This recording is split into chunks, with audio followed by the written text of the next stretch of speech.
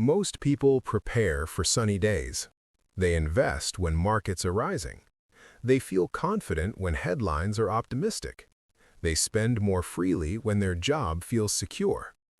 But wealth isn't built in sunshine. It's protected in storms.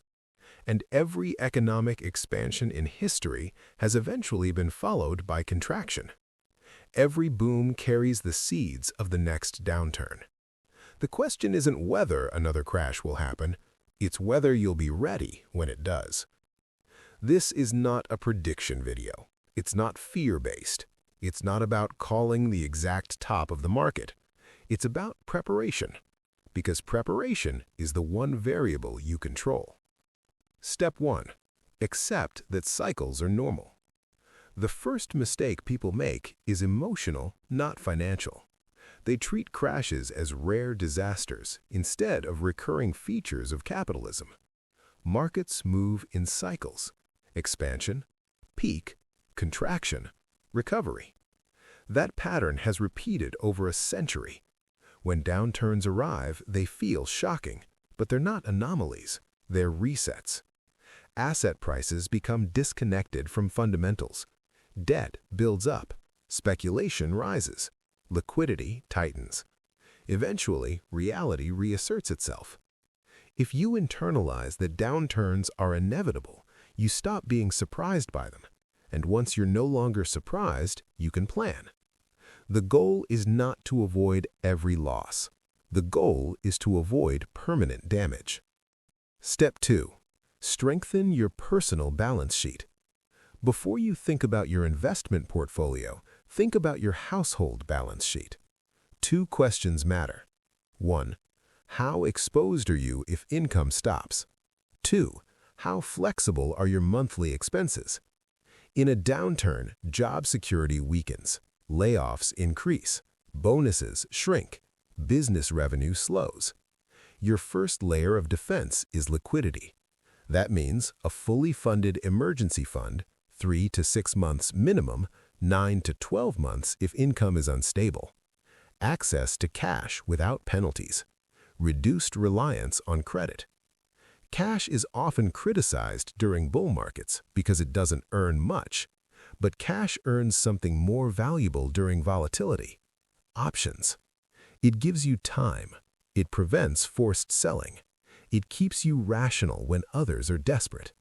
Liquidity turns crisis into opportunity. Step 3. Reduce fragility, not just risk. Most people think about risk in terms of returns, but fragility is different from volatility. Volatility means price swings. Fragility means something breaks under pressure. You can survive volatility. Fragility wipes you out.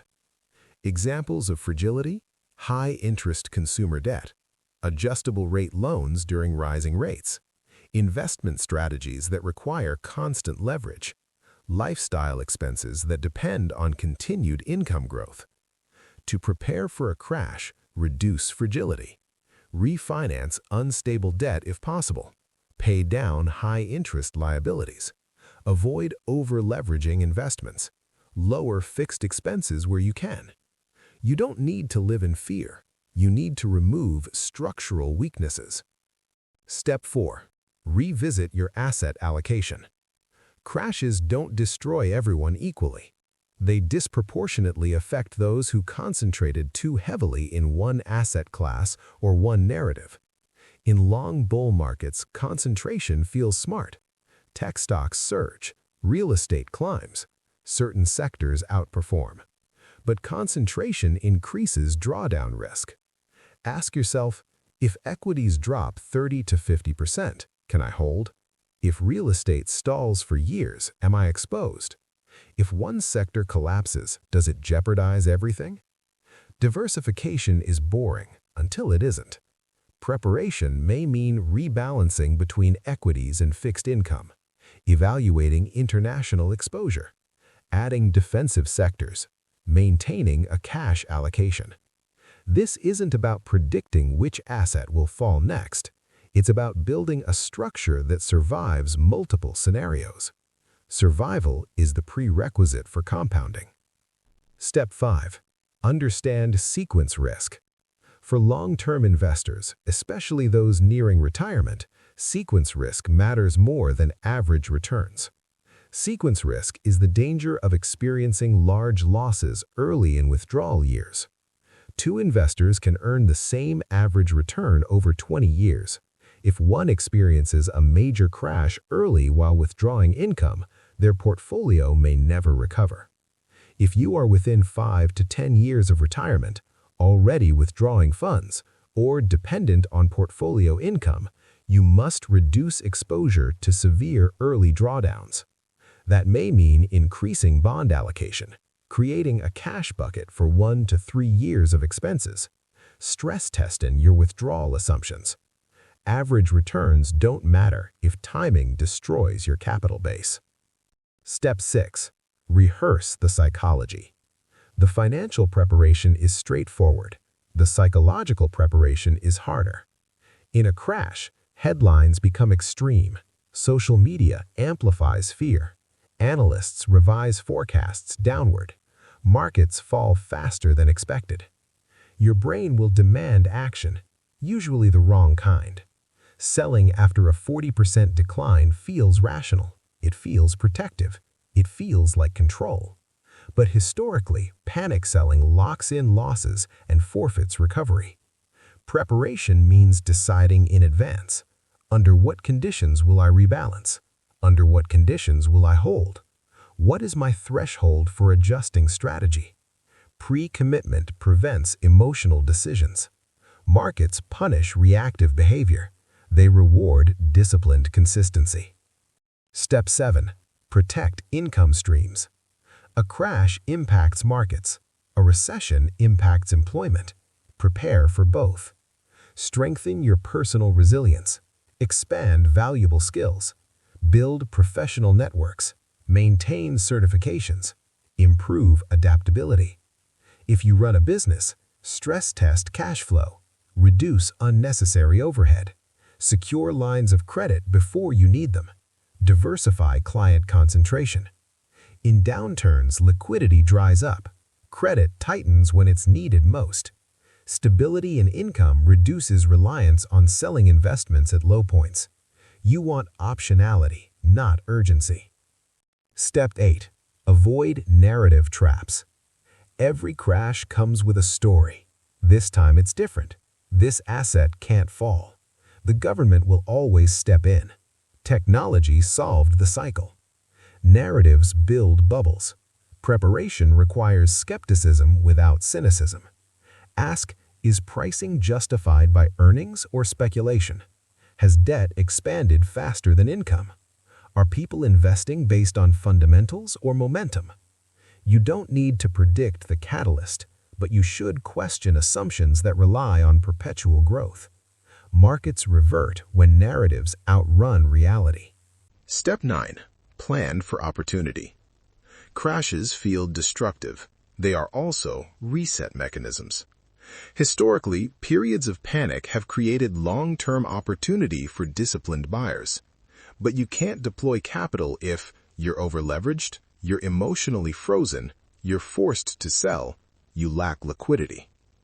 Preparation includes a strategy for buying. Not randomly, not blindly, but systematically. You might set predetermined allocation bands, use dollar-cost averaging, deploy capital incrementally, focus on fundamentally strong assets. Opportunity favors those who are calm when others are desperate. Step 11. Avoid extremes. When uncertainty rises, people polarize. One side predicts total collapse. The other dismisses all risk. Neither extreme prepares you. Preparation lives in the middle. Acknowledge risk. Maintain rational optimism. Position for multiple scenarios. Avoid all-in bets.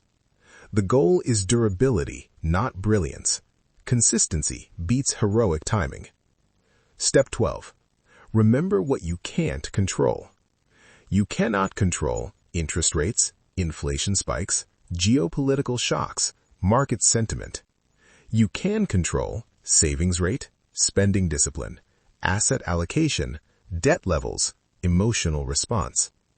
Focusing on controllable variables reduces anxiety and increases leverage over outcomes.